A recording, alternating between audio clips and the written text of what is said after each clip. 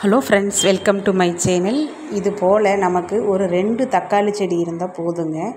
நிறைய தக்காளி பழம் பார்த்திங்கன்னா எடுக்கலாம். போன வருஷம் நான் ஒரே ஒரு செடி தான் எனக்கு இது மாதிரி கிடச்சிச்சு. அந்த செடியில் பார்த்திங்கன்னா கிட்டத்தட்ட ஒரு 10 கிலோ தக்காளிக்கு பக்கமாக நான் எடுத்தேங்க.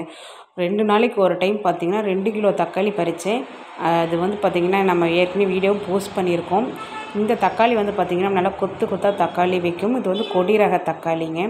நம்ம பார்த்திங்கன்னா இதுக்கு பார்த்திங்கன்னா நல்லா கயிறு போட்டு நல்லா கட்டி வச்சிட்டோம்னா செடி வளர்ந்துக்கிட்டே இருக்கும். இது ஒரு ஆள் உயரத்துக்கு கூட இந்த செடி வளருங்க. அந்தளவுக்கு பார்த்திங்கன்னா இலையே இல்லாத காய் நிறைய வைக்கும். பார்க்கும் போதே உங்களுக்கும் தெரியும், கொத்து கொத்தாக பூ வச்சுருக்கு பாருங்கள். இப்போ தான் பார்த்திங்கன்னா கொஞ்சம் கொஞ்சம் பிஞ்சு வச்சுருக்கு.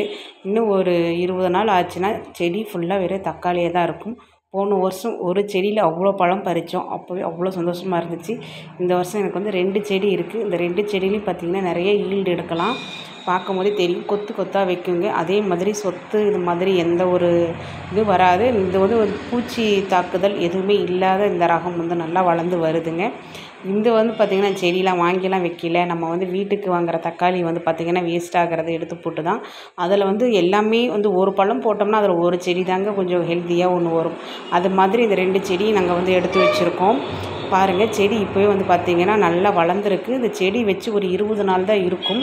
20 நாளையிலே பார்த்திங்கன்னா ஓரளவுக்கு நல்லா வளர்ந்து வந்திருக்குங்க. நல்லா தண்ணி விட்டோம்னா நல்லா காய் வைக்கும். பாருங்கள், இப்போ எவ்வளோ ஹைட் இருக்குது பாருங்கள். நாங்கள் மேலேருந்து பார்த்திங்கன்னா கயிறு கட்டி விட்டுருக்கோம். அந்த கயிறு வெளியே தான் அந்த செடி அப்படியே வளர்ந்து வரும்.